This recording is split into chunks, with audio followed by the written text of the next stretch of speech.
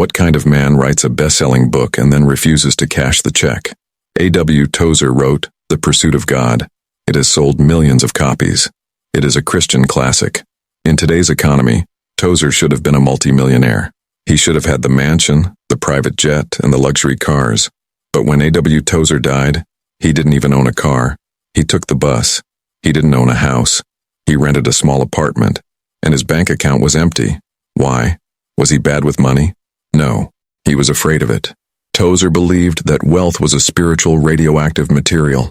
You could handle it to help others, but if you kept it for yourself, it would poison your soul. So, he did the unthinkable. He went to his publisher and signed away the rights to his books. He gave the money to the poor, to missions, to anyone but himself. He famously said, "God cannot fill a hand that is already full." He spent his entire life deliberately emptying his hands so that God could fill his heart. While the modern church is obsessed with the prosperity gospel, Tozer preached the gospel of the empty hand. He believed that the only way to truly possess God is to possess nothing else. In this video, we are going to look at the life of the modern prophet who treated gold like dust. And we are going to ask a dangerous question. Are you too rich to see God? Before we step into the life of a man who chose poverty over power, I have a question for the serious believers watching this. We are documenting the lives of the generals of the faith to challenge this generation. If you want to be challenged, subscribe right now. And I want to know where this message is landing. Pause the video and comment below. What city and country are you watching from? Now, let's talk about the elephant in the room. We live in a world that measures success by accumulation. We want more money, more followers, more clothes, more security. Even in the church, we often equate God's blessing with the size of our bank account. If you are rich, you are blessed. If you are poor, you must be doing something wrong. A.W. Tozer would tell you that is a lie from the pit of hell. Tozer was a man who had every opportunity to be rich. He was a brilliant writer, a famous preacher, and a respected theologian. But he looked at money the way a bomb squad looks at a suspicious package, with extreme caution. He believed that things are the enemies of the soul. He noticed a terrifying pattern. The more stuff a Christian accumulates, the less they tend to see God. The comfort of the body often leads to the blindness of the spirit. So Tozer made a radical decision. He decided to stay light. He refused the royalties. He refused the luxury. He refused the fame. He wasn't trying to be a monk.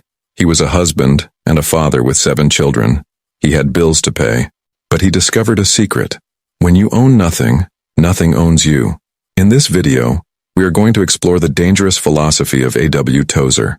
We are going to see how he stripped away the clutter of life to create a clear channel for the voice of God. And be warned, this story might make you want to go clean out your closet, or your heart. To understand why A.W. Tozer threw away his money, you first have to understand where he came from. He wasn't born into the elite. He didn't inherit a fortune. Aidan Wilson Tozer was born in 1897 on a rocky, dirt-poor farm in the hills of Pennsylvania. He grew up knowing the bite of poverty. There were no silver spoons. There was only hard work, rocky soil, and the silence of the hills. But that silence did something to him. It made him a thinker. It made him a mystic before he even knew what the word meant. When he was 15, his family's farm failed. They packed up their few belongings and moved to Akron, Ohio. It was a culture shock. Akron was the rubber capital of the world. It was loud, dirty, industrial, and obsessed with progress. Young Tozer got a job at the Goodyear tire factory. Picture him, a skinny teenager, smelling of burnt rubber, surrounded by the roar of machines and the coarse language of factory workers. He could have easily become just another cog in the machine. He could have chased the American dream, get a promotion, buy a house, retire comfortably. But God had other plans. One afternoon in 1915, while walking home from the factory, Tozer heard a voice. It wasn't the voice of God, not yet. It was the voice of a street preacher standing on a soapbox on a busy corner. The man wasn't famous. We don't even know his name. But he pointed a finger at the crowd and shouted, "If you don't know how to be saved, just call on God, saying, 'Lord, be merciful to me, a sinner.'" It was simple. It was unpolished. But it was a spear to the heart. Tozer didn't stop to talk. He didn't raise his hand. He went straight home. He climbed up into the narrow, dusty attic of his house. And there, alone in the dark, he had his Jacob moment. He didn't just say a prayer. He wrestled. He wrestled with his past, his future, and his own ego. When he came down from that attic, he was a dead man walking. The old Aiden was gone. A new creature had taken his place, and this new creature had a singular terrifying obsession, the presence of God. From that day forward, Tozer became what his biographer called a God-intoxicated man. He taught himself to read. He devoured books. He memorized the Bible. But he noticed something disturbing about the Christians around him. They were believers. Yes, they went to church. They sang the hymns. But they were also distracted. They loved God, but they also loved their cars. They loved their radios.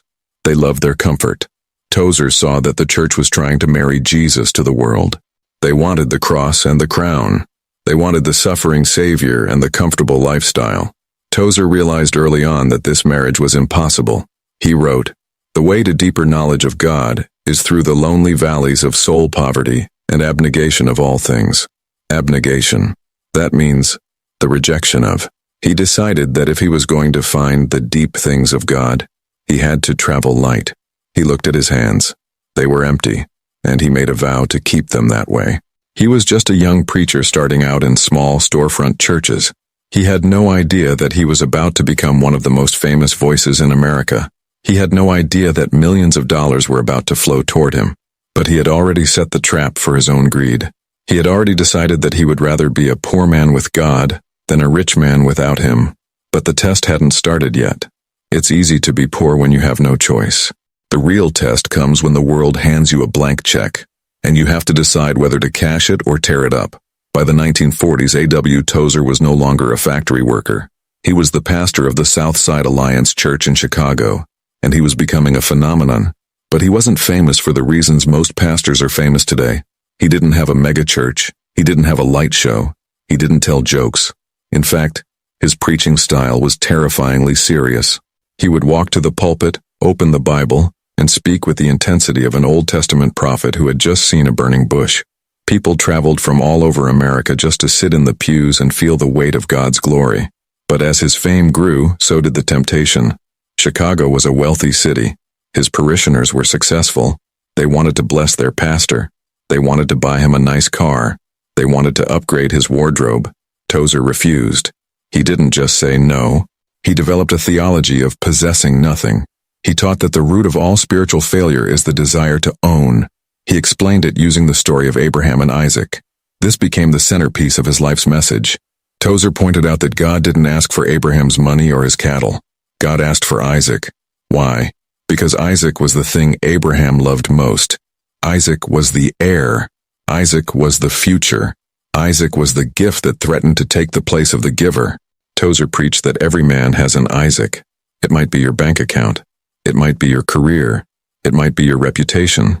It is that one thing you scream, "Mine," about. Tozer wrote, "There is within the human heart a tough, fibrous root of fallen life whose nature is to possess, always to possess. It covets things with a deep and fierce passion." He believed that this root had to be pulled out, or it would choke the Holy Spirit. So he lived his theology. While other pastors were driving Cadillacs, Tozer took the bus. He walked to church. He lived in a modest rented apartment. He didn't do this to be legalistic. He did it to be free. He realized that if he owned a luxury car, he would have to worry about scratching it. He would have to worry about insurance. He would have to worry about what people thought of it. The car would own him. By owning nothing, Tozer was free to focus entirely on God. He called this the blessedness of possessing nothing. He believed that God is looking for men and women who are detached, not men who have nothing, but men who grip nothing. He said, "The man who has God for his treasure has all things in one. Many ordinary treasures may be denied him, or if he is allowed to have them, the enjoyment of them will be so tempered that they will never be allowed to usurp the place of God." This was the secret of his power. When he walked into the pulpit, he wasn't worried about his salary. He wasn't worried about offending the rich donors in the front row. He didn't care if they fired him, because he didn't need their money. He had already killed his Isaac. But the devil is a master strategist. If he can't get you with failure, he will try to destroy you with success. And in 1948, Tozer wrote a little book called The Pursuit of God. He wrote it in one night, on a train from Chicago to Texas. He thought it was just a small devotional. He had no idea that he had just written a bestseller that was about to unleash a flood of money into his life. The test of poverty was easy. The test of wealth was about to begin. The legend goes like this. It was a late night in 1948. A.W. Tozer boarded a train in Chicago heading for McAllen, Texas. He had a Bible, a notebook, and a pencil. While the other passengers slept, Tozer began to write. He wrote feverishly. The words didn't come from his head. They seemed to flow directly from a burning fire in his chest onto the paper. By the time the train pulled into Texas the next morning, the rough draft was finished. He called it The Pursuit of God. He didn't think it was a masterpiece. He thought it was just a series of sermons. But when the book hit the shelves, it didn't just sell. It exploded. It resonated with a generation that was tired of religious games. It was raw. It was mystical. It was dangerous. And almost immediately, it became a cash cow. In the publishing world, a bestseller means one thing: royalties. Checks began to be cut. Big checks. In today's money, Tozer was looking at millions of dollars in potential earnings over his lifetime. This was the moment. This was the American dream. He had worked hard. He had produced something of value, and now he was entitled to the reward. He could have bought the house in the suburbs. He could have bought the tailored suits. He could have set up a trust fund for his 7 children. But Tozer looked at the contracts, and he felt a cold chill. He recognized the trap. He realized that the devil was trying to bribe him. If Satan couldn't stop the message, he would try to corrupt the messenger. He would weigh Tozer down with gold so that he couldn't fly. So A.W. Tozer did something that made his financial advisors weep. He walked into the office and signed a legal document. He assigned half of his royalties to the Christian and Missionary Alliance, his denomination, and the other half to foreign missions. He didn't keep 10%. He didn't keep 1%. He gave it all away. And he didn't just do it once. He did it for every major book he wrote. Why? Was he trying to be a martyr? No, he was trying to be safe. Tozer believed that money was spiritual radioactive material. It was useful for building hospitals and sending missionaries, but if you kept it in your own pocket, it would eventually poison you. He famously told a friend, "I have made a covenant with God that I will never be rich." He wasn't playing games. He knew his own heart. He knew that A.W. Tozer the prophet could easily become A.W. Tozer the celebrity. He knew that comfort is the assassin of the anointing. He wanted to stay hungry. He wanted to stay desperate. He believed that the moment a preacher starts checking the stock market, he stops hearing the voice of God. So he deliberately chose to stay poor. He chose to rent. He chose to take the bus. He chose to wear the same tie until it frayed. He was buying his freedom. He was paying for the right to stand in the pulpit and preach the unvarnished truth without fearing that a rich donor would cut off his funding. He was owned by no man, because he owed no man. But this radical decision had a cost. It's easy to be poor when you are single. It is much harder when you have a wife and 7 children looking at you. And while Tozer was soaring in the heavens, his family was often struggling on the earth. The prophet was saving the church, but he was about to face a difficult reality in his own home. We have to be honest. When we tell the stories of the generals of God, we tend to paint them as statues without cracks. But A.W. Tozer was not a statue. He was a man, and his radical decision to reject wealth and live in the clouds of God's presence had a collateral cost. That cost was paid largely by his wife, Ada, and their 7 children. Tozer was a mystic. A mystic is someone who lives in direct, intuitive contact with God. But the problem with mystics is that they often struggle to live in the real world. They are so focused on the New Jerusalem that they forget to take out the trash in Chicago. Tozer was a God-intoxicated man.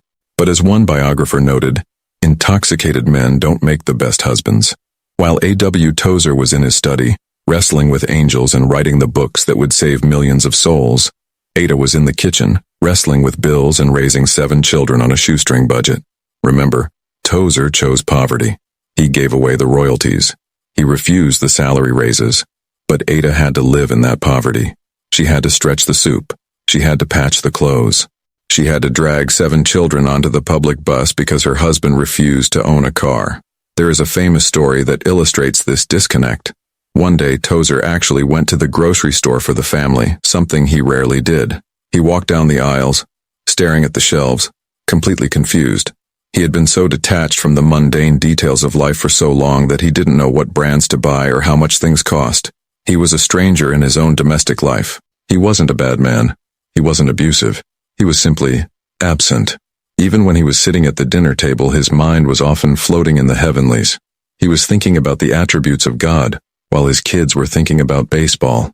He wrote about the deep loneliness of the Christian walk, but he didn't realize that his pursuit of that loneliness was creating a different kind of loneliness for his wife. He was married to the church. He was married to the Word. And Ada was often the third wheel in that relationship. This is the dark side of the prophetic calling. Tozer believed that to know God you had to detach from everything else. But sometimes he detached too much. The most heartbreaking commentary on A.W. Tozer's life didn't come from a theologian or a critic. It came from Ada herself. A.W. Tozer died in 1963. A few years later, Ada remarried. She married a man named Leonard Odom. Leonard was not a prophet. He wasn't a famous author. He was a simple, kind man who adored her. One day, a friend asked Ada what the difference was between her life with the great A.W. Tozer and her life with Leonard. Ada smiled and said a sentence that should haunt every person in ministry. Aiden loved Jesus, but Leonard loves me. Read that again. It wasn't an insult. It was a factual observation. Tozer loved God with a fire that consumed everything, including, at times, his awareness of the people right next to him. This is the warning label on the bottle. Tozer succeeded in his mission. He starved his greed. He killed his ego. He found God in a way few men ever have. But he proved that you can be a general in the spirit and a private in the home. He showed us that giving it all to God is a glorious sacrifice. But we must be careful that we aren't sacrificing our families on the altar of our ministry. But Tozer wasn't done teaching us. Because even with his flaws, his final days revealed that his starvation strategy had worked. When the end came, he was ready. He had practiced dying every day for 50 years. So when death finally knocked on the door, Tozer didn't panic. He just opened the door and walked through. On May 12, 1963, the final audit began. A.W. Tozer was 66 years old. He was in a hospital in Toronto, Canada. For most men, this is the moment of terror.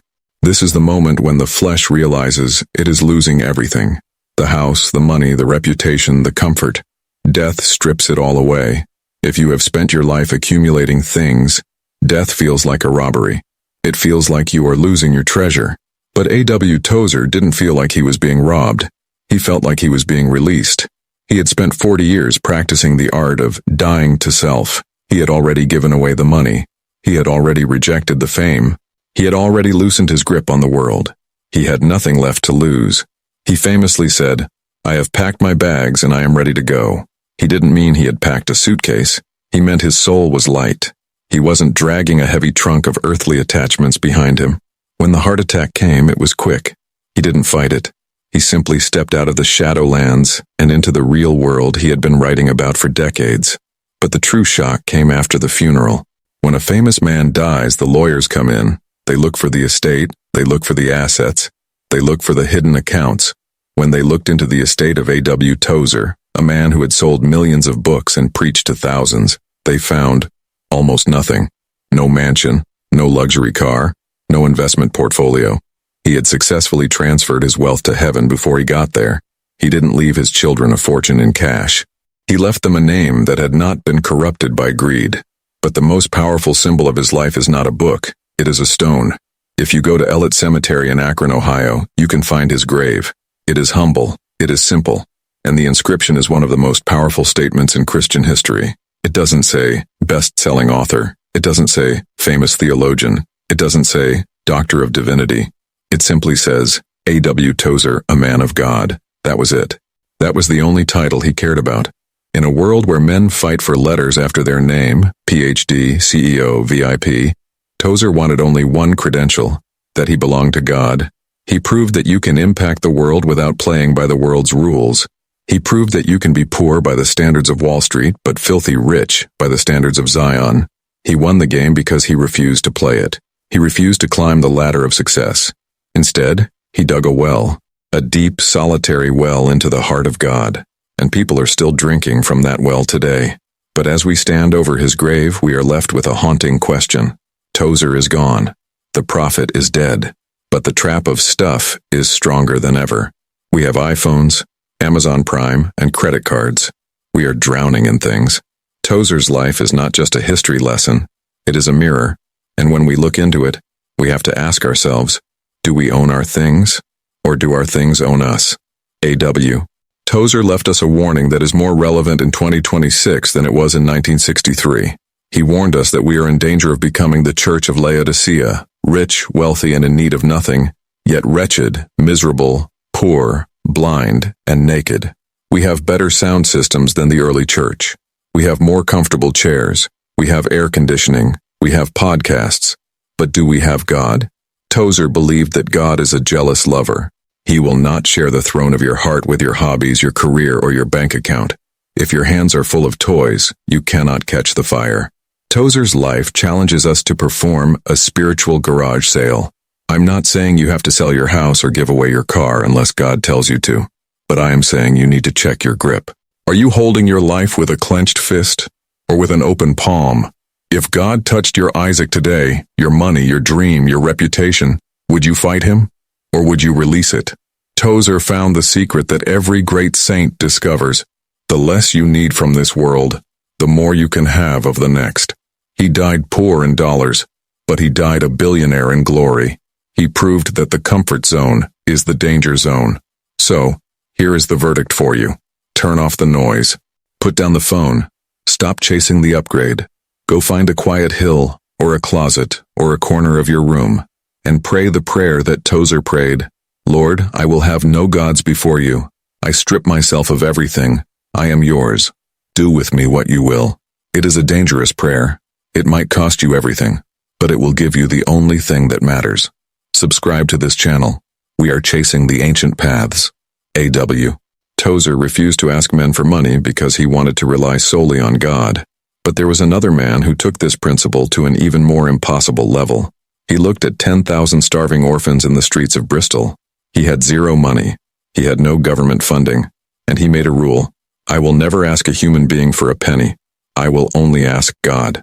For 60 years he prayed in millions of dollars, food, and clothes, without ever speaking a word of his needs to a donor. His name was George Miller. Click here to watch the story of the man who proved that God's bank is always open.